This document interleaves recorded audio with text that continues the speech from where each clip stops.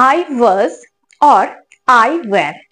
Generally আমরা I মানে আমি এই সাবজেক্টের সাথে পাস্টে was করে থাকি, মানে I was এটাই আমরা করে আসছি। কোনো কোনো ক্ষেত্রে দেখা যায় যে I এর সাথে were হচ্ছে, I were। কিন্তু কোন ক্ষেত্রে এই I এর সাথে were হয়, was না হয়ে? দ্যাট ইজ আওয়ার কোশ্চেন, যেটা আজকে ক্লাস থেকে আমরা জেনে নেব। দেখো আমি আই ওয়্যার দিয়ে কতগুলো বাক্য বলছি যেগুলো ভীষণ ইন্টারেস্টিং। যেমন, যদি আমি একটা গাছ হতাম আমি বৃষ্টিকে ভালোবাসতাম। If I were a plant I would love the rain. আমি যদি একটা ছোট্ট মেয়ে হতাম, I wish I were a little girl. আমি যদি তুমি হতাম তাহলে এই ড্রেসটাই কিনতাম। If I were you I would buy this dress.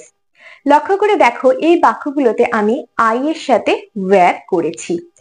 আজকের ক্লাসে আমরা এই ধরনের বাক্যগুলো শিখব, যেখানে আমরা আই ওয়াজ আর আই ওয়্যার এর ব্যবহার ইন ডিটেলে শিখে যাব, যাতে আমরাও আমাদের কনভারসেশনে আই ওয়াজ আর আই ওয়্যার কে হাসতে হাসতে ইনক্লুড করতে পারি। So welcome you back to the channel. I am Anushila. You are watching Delightful Learning with Onu. Without any further delay, let's jump into the topic. প্রথমে আমরা I were এর ব্যবহার শিখে নিই। I were কখন ব্যবহার করব? যখন কাল্পনিক কিছুকে বোঝানো হবে যেটা আনরিয়েল বা ইম্পসিবল, তখন আমরা I were ব্যবহার করব। যেমন যদি আমি বলি, যদি আমি একটা গাছ হতাম তাহলে বৃষ্টিকে ভালোবাসতাম। কিন্তু আমি কি একটা গাছ? বা আমার গাছ হওয়া কি আর সম্ভব? কারণ আমি একটা মানুষ, তাই গাছ হওয়াটা কিন্তু আমার একটা কাল্পনিক চিন্তাধারা, এটা কখনোই হবে না। কিন্তু এরকম কাল্পনিক অনুভূতি আমরা প্রকাশ করে থাকি, এরকম ধরনের কথা আমরা বলে থাকি। যদি গাছ হতাম তাহলে বৃষ্টি ভালোবাসতাম। এই ধরনের ইম্পসিবল বা আনরিয়েল কিছু বোঝাতে আমরা আই ওয়্যার এর ব্যবহার করব। সাবজংটিভ মুড, হাইপোথেটিক্যাল সিচুয়েশন বা things that are contrary to the fact. এক কথায় মনে রেখে দিও যে যখন কোনো ব্যক্তির ইচ্ছা বা অনুভূতি প্রকাশ পায় যেটা কাল্পনিক, যেটা কখনোই বাস্তবে সম্ভব নয়, সেক্ষেত্রে আমরা আই ওয়্যার এর ব্যবহার করি। একদম সহজ।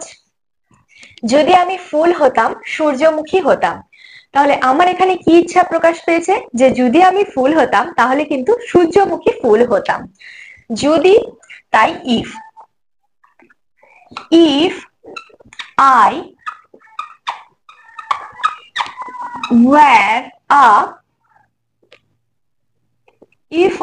were a flower, comma, I would be a sunflower.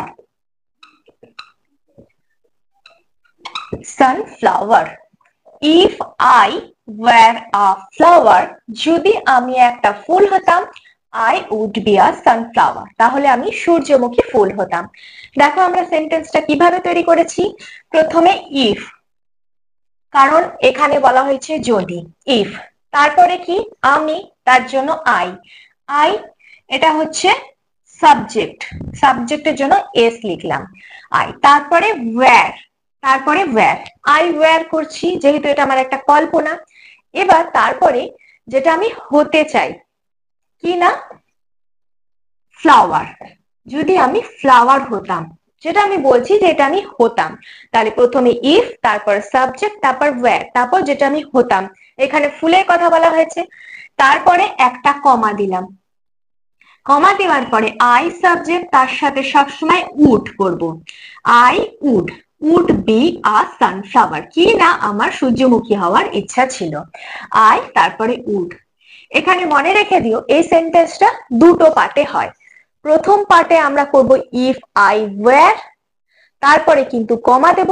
Second পার্টে আই উড, মানে যেখানে ইফ থাকবে সেখানে উড থাকবে না। প্রথমটাতে ইফ রয়েছে, দ্বিতীয়টাতে উড রয়েছে। একদম simple rule. If I were a flower I would be a sunflower. If দিয়ে শুরু, সাবজেক্ট ওয়্যার, তারপর আমি যেটা হওয়ার কথা বলেছি ফুল, তারপরে অবশ্যই একটা কমা দিতে হবে, তারপর আই উড দিতে হবে, উড বি সানফ্লাওয়ার, মানে যে ফুলটা আমি হতে চাই।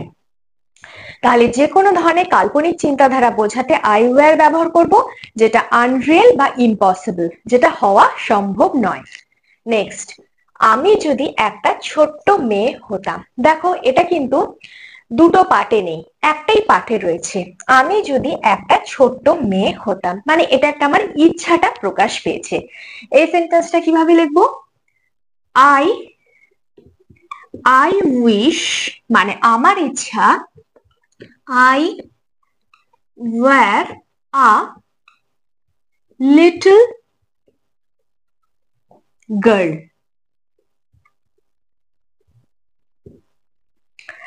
I wish I were a little girl. I subject, wish মানে আমার ইচ্ছা প্রকাশ পেয়েছে, তার সাথে কি করলাম? I were, I তারপরে were করলাম a little girl, মানে আমি যেটা হতে চাই। মানে বলতে পারো যে প্রথম পার্টটা দিয়ে আমরা বসালাম, সাথে সাথে আমার ইচ্ছা I wish করলাম। তাহলে I wish I were a little girl। যখন এইভাবে বলবে I wish দিয়ে, তখন খালি বলবে I wish I were a little girl। আমার ইচ্ছা আমি যদি সুপারম্যান হই, I wish I were a Superman. তাহলে আই উইশ দিয়ে যখন বলবে খালি আই ওয়্যার আ দিয়ে করে দেবে। আর যখন ইফ দিয়ে করবে তখন প্রথমটাতে আই ওয়্যার আর দ্বিতীয়টাতে আই উড। নেক্সট, যদি আমি তুমি হতাম এই জামাটি কিনতাম। যদি আমি তুমি হতাম এই জামাটি কিনতাম, কিন্তু এটা কি সম্ভব যে আমি তুমি হয়ে যাব? সম্ভব নাই, তাই আমরা আই ওয়্যার করছি। যদি আমি তুমি হতাম, ইফ আই ওয়্যার ইউ, তারপরে রুল অনুযায়ী কমা, আই, তারপরে would, I would buy this dress. ভীষণ মজার এই সেন্টেন্স গুলো।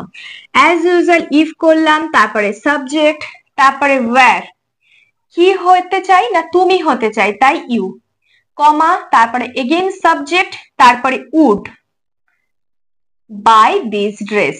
প্রথমটাতে হচ্ছে কি হতে চাই, তুমি হতে চাই, দ্বিতীয়টাতে কি করতাম না এই ড্রেসটা কিনতাম। প্রথম পার্টটাতে আমি কি হতে চাই আর দ্বিতীয় পার্টটাতে আমি কি করতাম বা কি হয়ে উঠতাম, এটা বোঝাচ্ছে। নেক্সট, আমি যদি সুপারম্যান হতাম, এই সেন্টেন্সটা আর এই সেকেন্ড সেন্টেন্সটা একই ভাবে হবে, মানে আই উইশ দিয়ে। I wish I were a Superman. I wish দিয়ে যখন করব আই উইশ লিখে দেব, তারপর simply I were a Superman. তাহলে আই, এখানে উইশ, তার সাথে আই ওয়্যার আ সুপারম্যান। দেখো এই সেন্টেন্স গুলোর কিন্তু একটা প্যাটার্ন রয়েছে, ঠিক সেই প্যাটার্নের মধ্যেই হচ্ছে। যখন আই উইশ হচ্ছে তার সাথে আই ওয়্যার আ যেটা হতে চাই, আর যখন ইফ দিয়ে শুরু হচ্ছে একটা পার্ট ইফ দিয়ে হচ্ছে আর একটা উড দিয়ে হচ্ছে। একটু ভালো করে দেখলেই আমরা খুব সহজে এটা বুঝে যেতে পারবো। তোমরা স্ক্রিনশট নিয়ে নাও।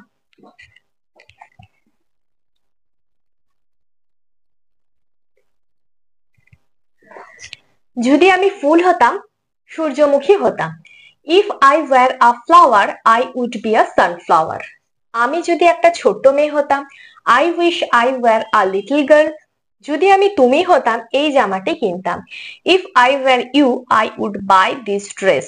আমি যদি সুপারম্যান হতাম, I wish I were a super. যদি এই ক্লাসটা তোমাদের হেল্পফুল মনে হয় তাহলে আমার জন্য অবশ্যই একটা লাইক করে দিও, আর আজই চ্যানেলটাকে সাবস্ক্রাইব করে ডিলাইটফুল লার্নিং উইথ অনুর সাথে কানেক্ট হয়ে যাও।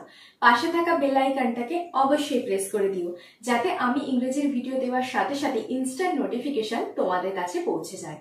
এবার দেখে নিই আমরা আই ওয়াজ এর ব্যবহার। আই ওয়াজ এর ব্যবহারটা দেখে নিলেই আমরা আই ওয়াজ আর আই ওয়্যার এর মধ্যে ডিফারেন্সটা বুঝতে পারবো। যদি আমি ভুল হই আমি দুঃখিত। আমি বলছি যদি আমি ভুল হই বা কোনো ভুল করে থাকি তার জন্য আমি দুঃখিত বা ক্ষমা প্রার্থী। দেখো এইটা আমি আই ওয়াজ দিয়ে করব। আই ওয়াজ আমি তখনই করব প্রথমত যে কোনো পাস্ট কিছু বোঝাতে, মানে নির্দিষ্ট সময়ে কোনো অতীতের ঘটনা বোঝাতে আমরা ওয়াজ করে থাকি, আই ওয়াজ করে থাকি। আর যখন কোনো রিয়েল বা পসিবল কিছু হবে তখন আমরা আই ওয়াজ করব, মানে আই ওয়্যার এর ঠিক উল্টোটা। এখানে আমি ভুল হই, হতেই পারে আমি ভুল ভুল বা ঠিক হওয়া এটা সম্ভব, অবাস্তব কিছু নয়, তাই আই ওয়াজ করছি। মানে কোনো রিয়েল বা পসিবল কিছু বোঝাতে আই ওয়াজ করছি। সাথে সাথে যে কোনো পাস্ট ইনসিডেন্ট মানে অতীতের ঘটনা। যদি আমি ভুল হই আমি দুঃখিত। রিয়েল সিচুয়েশন, দেখো এটা যদি দিয়ে রয়েছে তাই ইফ আই ওয়াজ রং, যদি আমি ভুল হই তারপরে কমা, দেন আই অ্যাম সরি, আমি দুঃখিত। ইফ তারপরে সাবজেক্ট, ওখানে যেমন ওয়্যার করেছিলাম এখানে ওয়াজ করলাম, কারণ ভুল হওয়া বা ঠিক হওয়া সম্ভব, মানুষ মাত্রই ভুল বা ঠিক হতে পারে। তারপরে রং মানে যেটা হওয়ার কথা বলা হয়েছে, তারপরে কমা, এগেন সাবজেক্ট অ্যাম সরি, আমি দুঃখিত। এই ধরনের সেন্টেন্সগুলোকে কন্ডিশনাল সেন্টেন্স বলা হয়। দুটো পার্টে থাকে, ইফ দিয়ে শুরু হয়েছে, দেন কমা, তারপর আরেকটা পার্ট। দেখো এটা পাস্টে রয়েছে, ইফ আই ওয়াজ রং পাস্টে রয়েছে, দ্বিতীয়টা কিন্তু প্রেজেন্টে, আই এম সরি, আমি দুঃখিত। এইভাবে সেন্টেন্সটা হয়েছে। তাহলে যখন কোনো রিয়েল বা পসিবল কিছু বোঝাবো তখন আই ওয়াজ করব, সাথে সাথে অতীতের কোনো ঘটনাকে বোঝানো হবে। আমি সেই দিনটি কর্মরত ছিলাম, এটা একটা প্লেন সেন্টেন্স। এটা যেমন কন্ডিশনাল সেন্টেন্স ছিল দুটো পার্টে, এটা একটা প্লেন সেন্টেন্স। সেই দিনটি কর্মরত ছিলাম মানে অতীতের কথা বলা হয়েছে, একটা নির্দিষ্ট দিন। I was on duty that day. Subject অনুযায়ী আই এর সাথে ওয়াজ হয়েছে, অন ডিউটি কর্মরত ছিলাম দ্যাট ডে, তাহলে এটা সিম্পল পাস্টে হয়েছে আই ওয়াজ। নেক্সট, যদি আমি খারাপ হই কিচ্ছু পাবো না, যদি আমি খারাপ হই কিচ্ছু পাবো না, এটা আমি বলছি খারাপ হওয়াও সম্ভব, রিয়েল বা পসিবল, তাই এখানে আই ওয়াজ। এই সেন্টেন্সটাও প্রথম সেন্টেন্সটার মতো হবে ইফ দিয়ে। যদি বলা হয়েছে if then subject, if I was, তারপরে ওয়াজ কি হই খারাপ, bad, I would get nothing, কিচ্ছু পাবো না, নাথিং। ইফ হচ্ছে সাবজেক্ট, তারপরে ওয়াজ কি হই না খারাপ, then subject I would get nothing, আমি কিছুই পাবো না। তাহলে যে কোনো রিয়েল বা পসিবল কিছু বোঝাতে আই ওয়াজ, আর আনরিয়েল আর ইম্পসিবল কিছু বোঝাতে আই ওয়্যার। আমি গতকাল বাড়ি ছিলাম না, সিম্পল পাস্ট, আমি গতকাল বাড়ি ছিলাম না, I was not at home yesterday. I was not at home, বাড়ি ছিলাম না,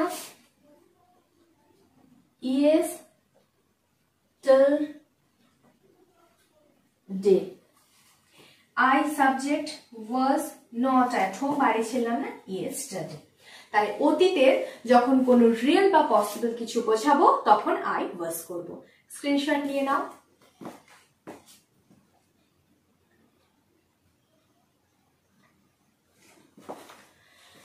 যদি আমি ভুল হই আমি দুঃখিত, if I was wrong I am sorry, আমি সেই দিনটা কর্মরত ছিলাম, I was on duty that day. যদি আমি খারাপ হই কিচ্ছু পাবো না, if I was bad I would get nothing, আমি গতকাল বাড়ি ছিলাম না, I was not at home yesterday. So that's the end. It brings me at the end of the class. In a nutshell, আরেকবার বলে দিই, I were হবে unreal বা impossible কিছু বোঝাতে, আর I was হবে যখন অতীতের মানে পাস্টের কোনো রিয়েল বা পসিবল কিছু আমরা বোঝাচ্ছি। I hope যে I was আর I were এর ডাউট তোমাদের ক্লিয়ার হয়ে গেছে। এই ক্লাসটা যদি সত্যিই ভালো লাগে তাহলে আমার জন্য অবশ্যই একটা লাইক করে দিও, আর আজই চ্যানেলটাকে সাবস্ক্রাইব করে ডিলাইটফুল লার্নিং উইথ অনুর সাথে কানেক্ট হয়ে যাও। পাশে থাকা বেল আইকনটাকে অবশ্যই প্রেস করে দিও। ভিডিওটাকে বেশি বেশি করে শেয়ার করে দিও যাতে তোমাদের ফ্রেন্ডসরা বা ফ্যামিলি মেম্বার্সরাও এই ভিডিও থেকে কিছু অন্তত ইনফরমেশন পেতে পারে। তোমরা সবাই খুব ভালো থেকো, সুস্থ থেকো। Till then stay positive, always be happy. God bless you all.